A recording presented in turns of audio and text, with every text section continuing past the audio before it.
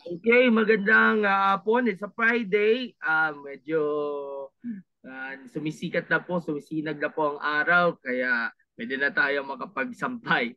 Anyway, magandang hapon po muli. Ito po si GAB for the Sports Corner PH interviews. And we are lucky to have our two members of the Philippine Under-24 Women's Ultimate Team, collectively known as the Binibinis Ultimate. Kakagaling lang earlier this month sa Nottingham, United Kingdom para dito sa World Under-24 Ultimate Championships, and we got 9th place finish, the highest rank finish so far para sa ating mga Pinays.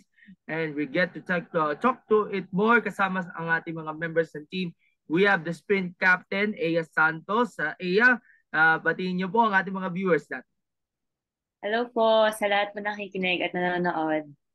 And the team captain of the Binibinis, no other than Sophie Genio na malapit na makapag-sublime sa UP sa linggo. Sophie, magandang hapon. Magandang hapon po sa lahat. Good afternoon. Again, we'd like to thank you for having us here. Buti na lang na kapag nagkaroon tayo ng oras na makapag-usap. And this is actually the first interview na media-related, of course, na galing sa Nottingham United Kingdom. Medyo limited lang yung coverage nung nagdaang World Championships at we're proud na kami nga ay isa sa mga partners or nakapag-share kami ng content regarding doon sa World Championship. So, kamusta na po kayo? Alam natin, it's a thrilling moment to see our Pinays carrying and waving the flag and represent the prestige and honor sa international competitions, especially yung Ultimate Frisbee. Alam natin, hindi naman masyadong ka-popular, pero with this victory and your collective efforts, mukhang nag-gain pa ng gusto yung popularity and reach nga ng Ultimate. Kahit sa Luzon, sa Visayas at Mindanao, meron kayong mga Ultimate competitions na ginaganap someday, and bonus, yung mga players ito, baka pwede mag-national team. Si Sophie, kamusta na muna kaya after yung trip niya sa UK? So far I'm doing great naman po. Nag-a-adjust lang sa change in schedules kasi dati sanay kami na may training every week, and now yun nga, adjusting to the normal life. Si Eia naman. Ako po actually same as Sophie. When we got back, parang kailangan ulit namin mag-adjust sa init ng Pilipinas at sa bagyo. Dahil nung nasa London kami, parang it was cloudy, tapos medyo malamig, mahangin, ganon.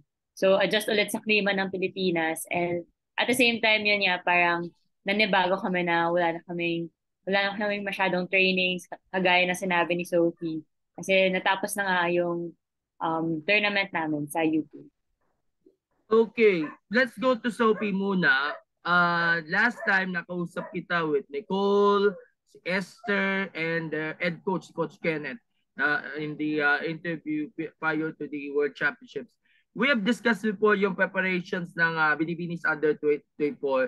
But for the late tuners natin, yung mga bagong nakasubaybay o yung mga hindi napanood yung interview nyo with you, Nicole, Esther, Coach Kenneth, can you summarize further on how the Binibinis prepared for this international tournament? One of the first for this year with on and off training and other stuff. Even nung lumapag kayo sa UK, nagkaroon kayo ng final phase of training bago kayo sumamag dito sa action. So nag-start po yung tryouts back in 2022, and then January 2023 dun po nag-start yung training ng Binibinis. And then so that was 6 months to the tournament. And yung 6 months na yon, we had around 3 days a week to train. 1 weekday, tapos yung weekend, we had boot camps po. Tapos off the field also, we'd spend more time with each other, have our team dinners, team lunches, and nakatulong po yun sa chemistry ng team. Sophie, meron ba kayong mga competitions na sinalihan ninyo to help them boost the performance, yung A-game ninyo, attitude ninyo, playing towards the goal na ma-achieve yung best ninyo? Of course, nandyan din yung conditioning para mas lalo pa kayo lumakas bago kayo lumipad papuntang UK. And sabi nga natin kanina, nakapag-adjust kayo sa weather dahil malamig doon sa United Kingdom, no? Before flying out to UK, we played in a lot of tournaments actually. To name a few, we played in single gender nationals in Bacolod and then in Binibinis Ultimate Championships in Clark and many more other tournaments. I think yung Binibinis Ultimate Championship, doon kayo nag-champion, no? Ay, hindi po. Nag-champion po yung senior team namin. Okay. So, senior team. Okay. Si Eia naman, alam natin, ang mga players come from different places. Yung pinakabatang miyembro ng team, si Nicole, ay taga Boracay. But they managed to deliver the expectations sa training at kasama mga coaches na nag-guide sa inyo, sa panguna syempre ni Coach Kenneth. What about sa dedication, sa spirit, sa passion na pinaiiral ninyo as a group, as a team, and of course, being the team captains, ikaw ay sprint captain, naniniwala kayo na formidable ang strengths ng team, and of course, pinagtibay pa ang leadership skills on and off the court. Actually, regarding the provincial players, sobrang naging malaking tulong sila sa team namin dahil most of our trainings were held in Manila. So only a few provincial players were able to train with us for most of the preparation time. Pero nung palapit na yung worlds, naka-train po namin sila and sobrang laking bagay nung addition nila and yung mga strengths nila as provincial players. If yung mga viewers natin, if merong naka-subaybay sa mga pinost ng Binibinis Ultimate page, we actually had Angeli Lizuriaga as one of our provincial players and Abigail Abing, together with, of course, si Nicole, who's from Boracay. So they were some of our provincial players who really played key roles dun sa team namin. And most of the members of the team, karamihan din sa inyo, unang salang pa lang sa international competition o unang beses na kapag abroad sila to play in international level? Yes, actually, since it's a youth team, so under 2014, so not a lot of the girls had international exposure. If I'm not mistaken, it was everyone's first time to go out of the country for worlds na lahat ng countries or lahat for a tournament as big as worlds. Yung previous po na nasalihan ng Binibinis or ng Pilipinas Ultimate as a women's team with some of the girls on the current roster was the regional tournament. So under 20, 4 years ago, which was held here in the Philippines, actually. Okay, bago tayo magbigay ng assessment and of course yung talong sa fundraiser, baka pwede natin magbigay ng konting background about kay Eia. Since naibigay na ni Sophie yung kanyang background before, can you describe yourself and of course paano ka nagsimula sa Ultimate? Okay, so I started playing Ultimate in 2017. So the same with Sophie. We started in high school, and she was my teammate also back then in high school. And 2017 and then in 2018, when we were the seniors in our high school team, we were also actually the captain and the spirit captain of our high school team. So familiar na yung leadership namin familiar na kami sa leadership with each other.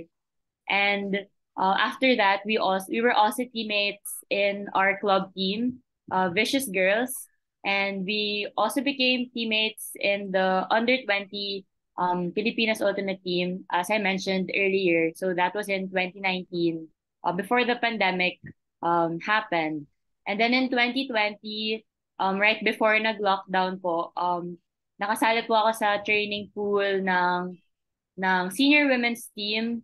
Since after nung under 20, hindi na po ako eligible for under 20 the following year. So nag-try out po ako sa senior women's team and nakasali po ako sa training pool, and we were supposed to compete in Worlds in Netherlands. Although because of the pandemic, hindi po yun natuloy. And there was another tournament that got canceled also na nakasala din po ako sa training pool for that, which was World's Beach, which is supposed to be in 2022, and it got postponed to later this year. So sa November, abangan po natin yun. So the senior women's team will be competing sa World's Beach din. So parang familiarize mo na talaga at hindi na bago na magkasama kayo ni Sophie either sa high school, sa club, and now sa national team before. Okay, so kay Sophie naman ulit. Meron kayo mga fundraising efforts na naganap before the competition, like yung mga selling ng mga t-shirts, mga merchandise, and of course yung fundraising through GCash and PayPal. Nakaabot na ba yung target nyo? Actually, yung target po namin was 100% dapat wala kaming gagastusin. Pero expected naman po namin na hindi siya feasible na target. But yung lahat po ng fundraisers namin, I would say enough na siya. As in, malaking tulong po talaga lahat ng nag-support sa amin. Okay, so let's go to the assessment na. 9th place kayo out of 14 countries in the World Championships organized by the WFDF sa under 24. 4 wins, 5 losses. Pakibigay niyo sa amin yung inyong assessment on all the matches you have played, all 9 matches, especially yung mga crucial ones, yung mga maigpit talaga yung labanan, syempre. At name that one game na pinaka nagustuhan ninyo in your opinion, na appreciate the most. Unahin natin si Sophie muna. Sige po. Parang actually lahat po ng games namin, lahat ng teams, meron silang sariling strengths and weaknesses like us po.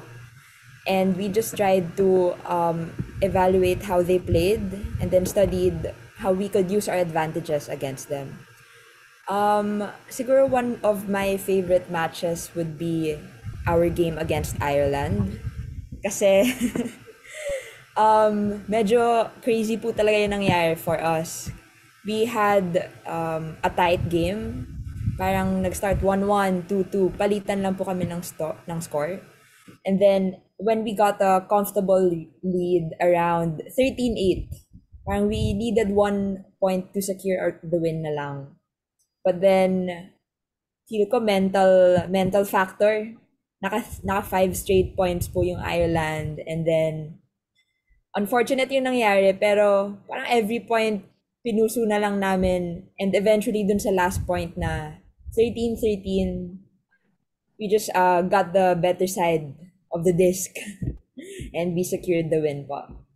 So, okay, si Eia, ano ang pinaka tumatak sa inyo na game or brightest moment para sa inyong team?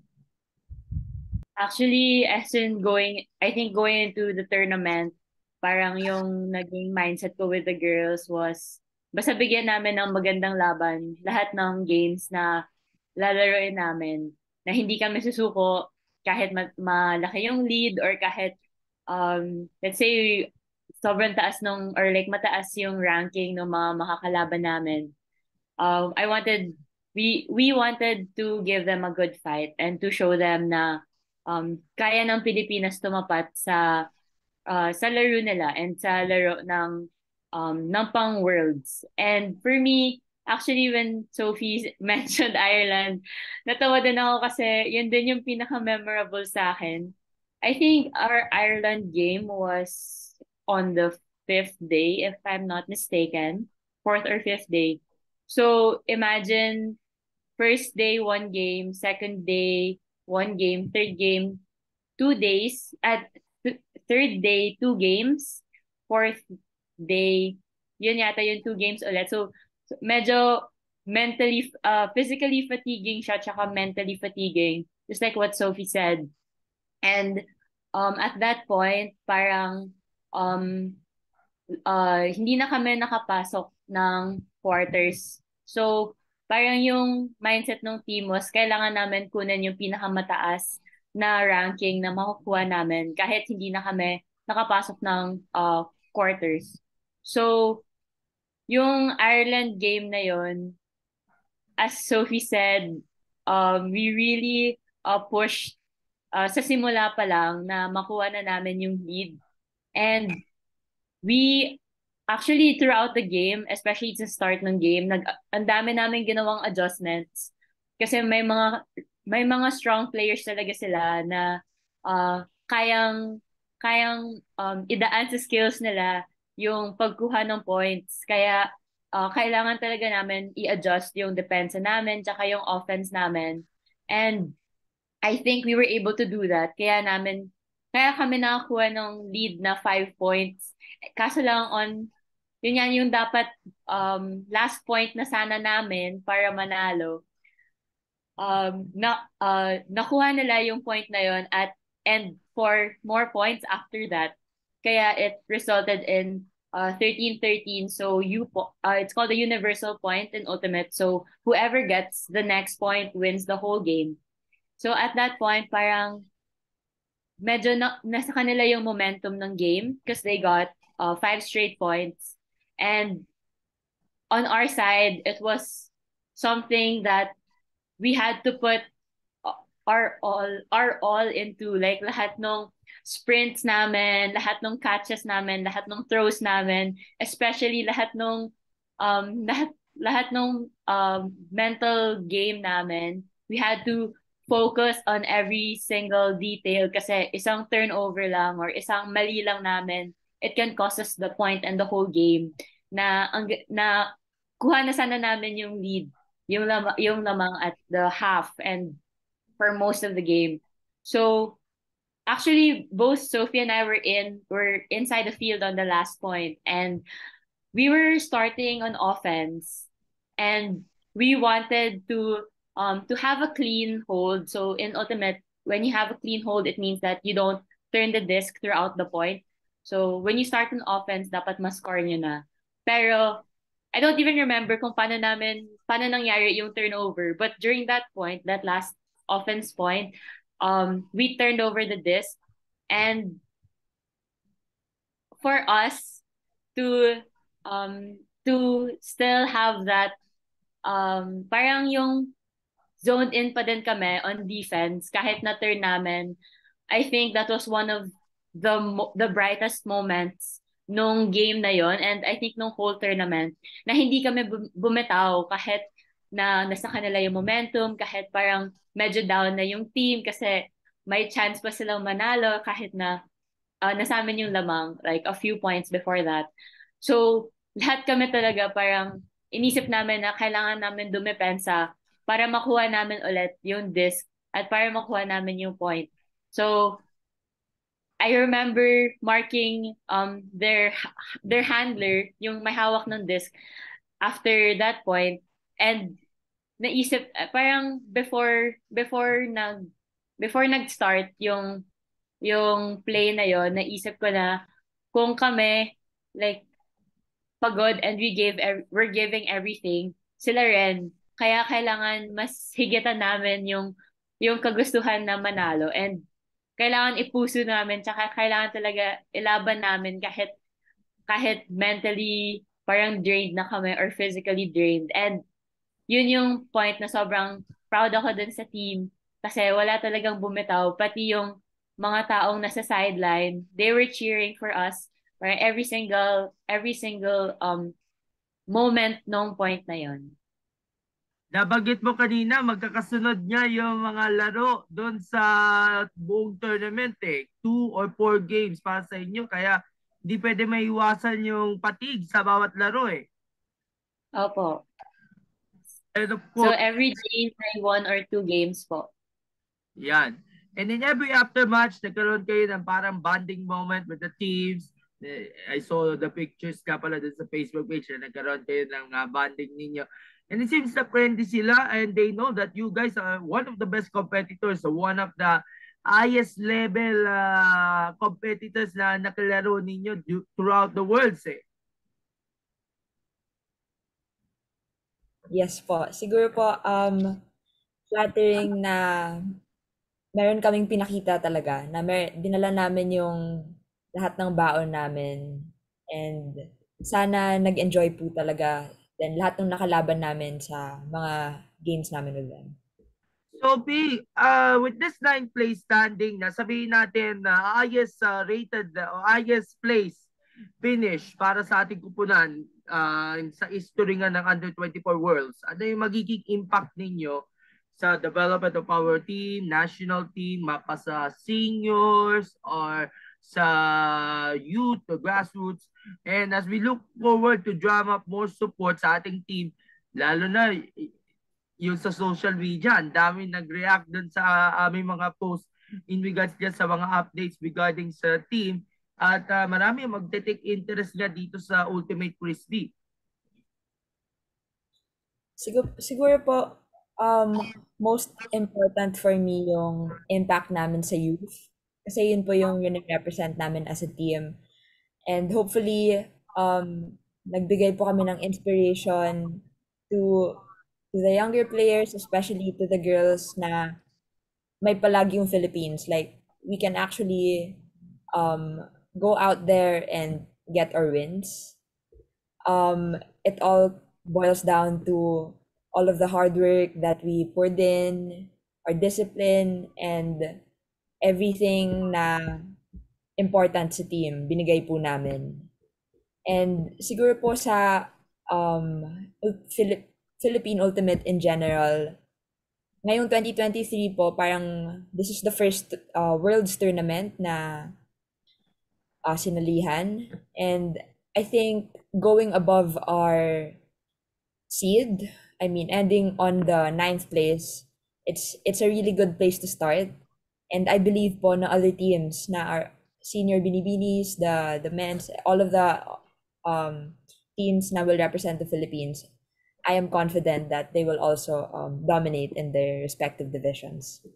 Okay, Sophie, afterwards, meron kayong pag-aandaan na isa pang competition sa Manila this September, yung Asia-Oceania Guts Ultimate Championships. Kaya mukhang mag-iwalay-walay kayo ng landas o mag-iwalay kayo ng mga teams. Are you looking forward na to an intense competition, heated competition this coming September? Lalo na kalok kayo dun sa AUUGC. Yes po, especially for the yung senior Binibinis namin, it's a big competition as well, and we're lucky to have it here in Manila because more supporters can come and watch the games. And dun po sa maghihiwalay ng landas, medyo nasad po ako dun sa sa statement na yun kasi as naninibago po kami dito sa pagbalik sa Manila, medyo mainit, super maulan. Naninibago din po kami na hindi na kami as together. Like yung mga regular trainings po namin every week na makikita namin yung isa't isa. Nawala na po yun, and actually we'll have our siguro last victory party of the team. Small gathering lang po. Magsasalo-salo lang po kami mamaya. So, hopefully the rest of the U24 Binibinis will still continue playing. Yung iba mag-focus na po sa studies, sa work, ganyan. But I'm happy with the time we spent together po. Pero tatatak pa rin sa puso at isip ninyo yung pag-represent ninyo ng ating bansa. At kahit na mag-iwalay muna kayo, lalo na yung mga provincial players, I'm sure marami silang dadalang experiences nga pagdating nga sa kanilang mga probinsya, at of course para ma-inspire na palalo yung ating mga kabataan. So, what's the next plans for both of you? Ano mga susunod na mga aabangan sa inyo, especially sa under 24 team or maybe i-elevate kayo sa senior? Si Sophie muna.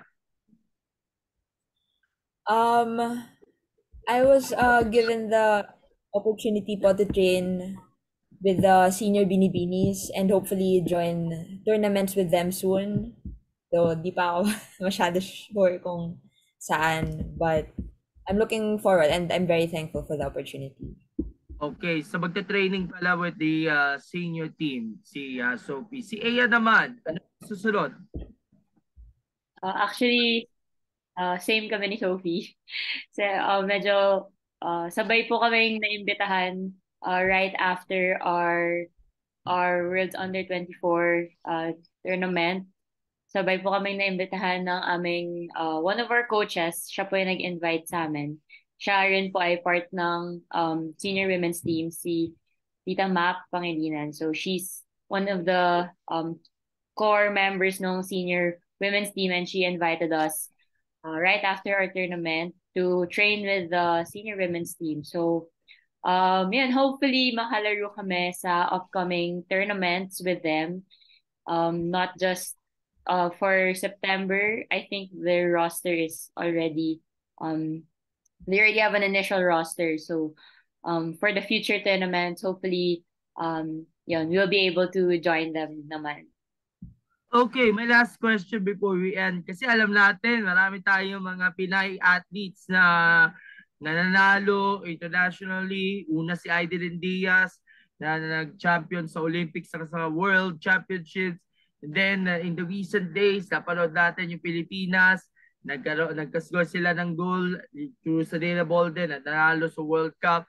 Tapos yung mga sumunod na araw, yung Blue Girls na nanalo din sa World Cup sa softball.